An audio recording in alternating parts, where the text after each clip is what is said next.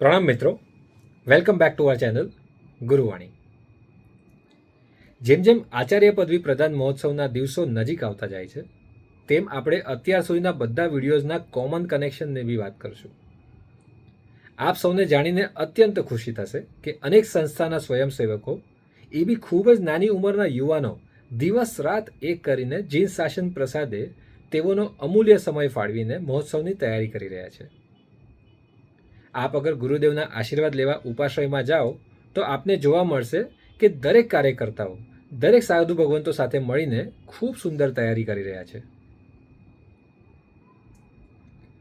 આપણે અત્યાર સુધી શ્રી નેમિસુરી દાદાના સમુદાયના 8 નવરત્નની ગૌરવગાથાનું સ્મરણ કર્યું અને આજે 9th નવરત્નની ચર્ચા કરશું. શ્રી નેમિસુરી દાદાના સમુદાયના 9th નવરત્ન જેઓ પ્રાકૃત વિશારદથી બિરાજવામાં આવ્યા હતા એવા પરમ પૂજ્ય આચાર્ય ભગવાન શ્રી વિજય કસ્તુર સુરેશ્વરજી મહારાજ સાહેબ. તેઓનો જન્મ અમદાવાદની પાવન નગરીમાં વિક્રમ સંવત 1957માં એટલે કે કેલેન્ડર યર 1900માં શ્રી કાંતિલાલભાઈના નામે થયો હતો. પરમ પૂજ્ય આચાર્ય ભગવાન શ્રી વિજય સિદ્ધિ સુરેશ્વરજી મહારાજ સાહેબ એટલે કે બાપજી મહારાજ સાહેબ બી આ જ ઘરના સુપુત્ર હતા. ઘરમાં પહેલેથી જ ધર્મ સંસ્કાર વડીલોએ સાચવી રાખેલા એટલે બધા બાળકોમાં બી ધર્મપ્રેમ અદ્ભુત હતો.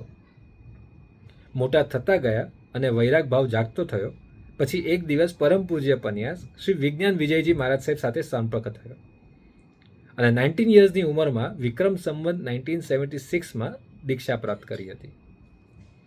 ત્યારબાદ ગુરુદેવની નિશ્રામાં જ્ઞાન, તપ, વિનય, વયાવચ, ભક્તિ, સ્વાધ્યાયની તીવ્રતા અને નિષ્ઠાપૂર્વક ગુરુચરણ સેવાનું સુમધુર ફળ તેઓ મેળવતા ગયા. તેઓએ લગભગ 65 શિષ્ય પ્રશિષ્ય શાસનને ભેટ આપ્યા હતા, જેમાંથી 9 તો ખૂબ વિદ્વાન આચાર્ય ભગવંતો થયા હતા. પોસિબલી એમ કહી શકાય કે શ્રી નેમિસુરી દાદાના સમુદાયના 9th નવરત્નના પોતાના બી 9 રત્નો હતા. સો આ હતી નવરત્નોની ગૌરવગાથા. બટ પિક્ચર અભી બાકી હૈ. બટ આજ માટે આટલું જ. કાલે ફરી મળીશું. Stay tuned. જય જિનેન્દ્ર.